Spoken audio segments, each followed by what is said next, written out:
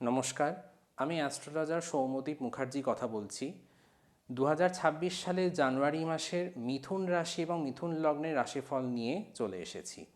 তথ্য দেওয়ার আগে আপনাদেরকে বলে রাখি যে আমি যে মাসিক রাশিফলগুলো বলছি সেগুলো সবই একটি ওভারঅল আলোচনা।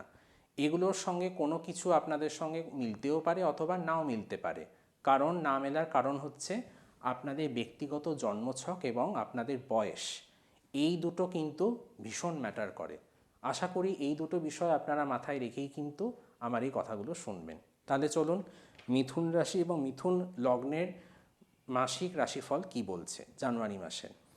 মিথুন লগ্নেই দেখা যাচ্ছে লগ্নে জুপিটার অর্থাৎ বৃহস্পতি যে বক্রি আছে, দ্বিতীয় কোনো গ্রহ নেই, তৃতীয় কেতু, চতুর্থে কোনো গ্রহ নেই, পঞ্চমে কোনো গ্রহ নেই, ষষ্ঠেও কোনো গ্রহ নেই, সপ্তমভাবে মঙ্গল, রবি, বুধ এবং শুক্র, অষ্টমে কোনো গ্রহ নেই, নবমে রাহু, দশমে শনি, একাদশে কোনো গ্রহ নেই, দ্বাদশে চন্দ্র।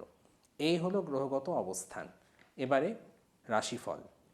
লগ্নে জুপিটার এবং সে বক্রি, সপ্তমপতি এবং দশমপতি যখন লগ্নে বসে থাকে এটা খুব ভালো।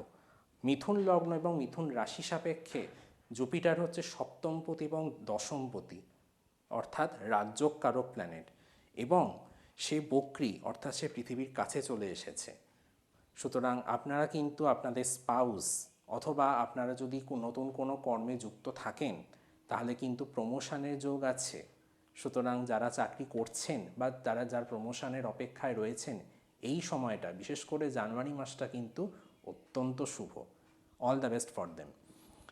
তৃতীয়ভাবে কেতু, তৃতীয় কেতু থাকলে আপনাদের পুরুষার্থের জায়গায় কোথাও না কোথাও ঘাটতি আসে। দেখবেন আপনারা কিছু ভাবছেন কিন্তু সেটা করতে চাইছেন না বা মন চাইছে না, এটাই কিন্তু তৃতীয় কেতুর ফল।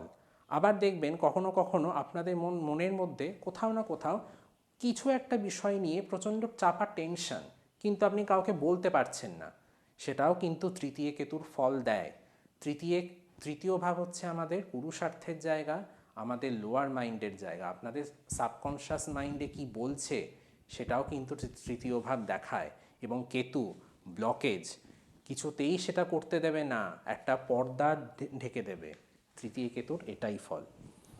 সপ্তমভাবে চারটে প্ল্যানেট বসে। সপ্তমভাবে প্রথমেই আছে লগ্নের লর্ড বুধ, পঞ্চমের লর্ড শুক্র, তৃতীয়ের লর্ড রবি এবং ষষ্ঠের লর্ড মঙ্গল। এবার প্রেডিকশান। লগ্নের লর্ড সপ্তমে বসে এবং সপ্তমের লর্ড লগ্নে বসে, এটা অত্যন্ত ভালো। যারা বিয়ে করতে চলেছেন হতে পারে তাদের বিয়ে হয়ে গেল, অথবা যারা প্রমোশন পেয়েছেন, যেটা একটু আগে বললাম, প্রমোশন পেয়ে গেলেন। পঞ্চমের লর্ড সপ্তমে যখন যাচ্ছে তখন কিন্তু আপনারা লাইফ পার্টনার পেতে চলেছেন, বা যারা প্রেমে হয়তো বা আপনারা হয়তো মনে করবেন যে প্রেম হচ্ছে না, দুম করে প্রেম হয়ে যেতেও পারে। পঞ্চম ভাব প্রেম প্রীতির জায়গা, এবং ভেনাস হচ্ছে প্রেমের কারক গ্রহ, চলে গেছে সপ্তমে, পেয়ে গেলেন পার্টনার, কে বলতে পারে। তৃতীয় তৃতীয়ের লর্ড রবি বসে আছে সপ্তমে, অর্থাৎ আপনার পুরুষার্থের জায়গায় কিন্তু অত্যন্ত স্পিরিট আসবে। সপ্তম থেকে সে লগ্নকে দৃষ্টি দিচ্ছে।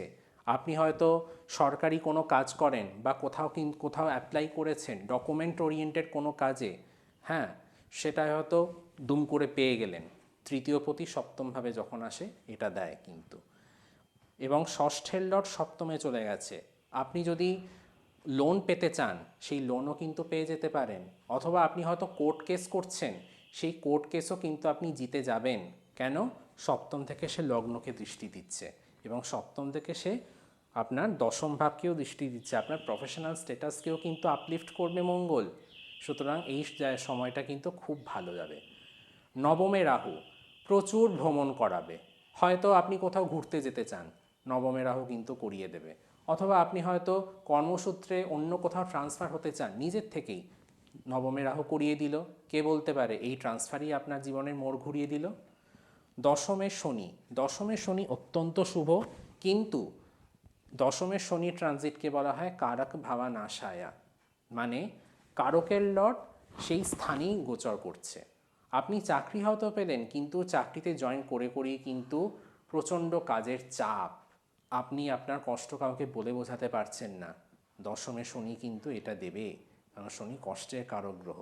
ঠিক আছে। দ্বাদশে চন্দ্র, দ্বাদশে চন্দ্র কিন্তু মানসিক দিক দিয়ে আপনাদের মধ্যে একটা আলিস্যি বা অলসতা আনবে।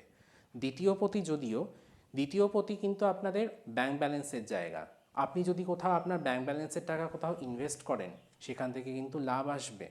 ঠিক আছে?